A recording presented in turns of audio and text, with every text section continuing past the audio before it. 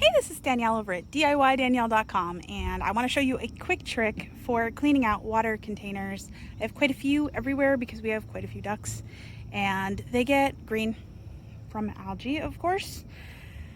So originally I had seen a tip where you buy the, $1 toilet brush and keep it right by your containers so you can use that to scrub out your buckets and stuff.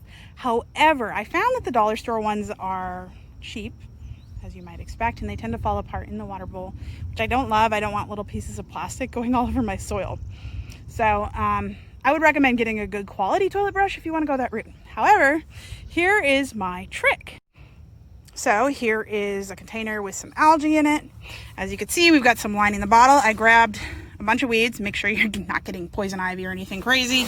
And you can use this to just scrub. So you're kind of getting a dual purpose here. You're weeding maybe your garden, and you're also getting something clean. And actually, this at least does a pretty good job. I like that it has some vines here, so it's got a little bit of substance to it to scrub with instead of just picking, grass or something.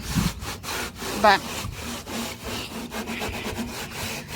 you can use it to scrub, and I actually like it because with the handles on the toilet scrubbers, you don't get as much pressure directly on it versus if I've got my hand in here scrubbing, I'm actually getting a little bit more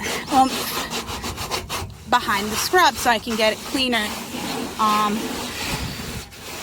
So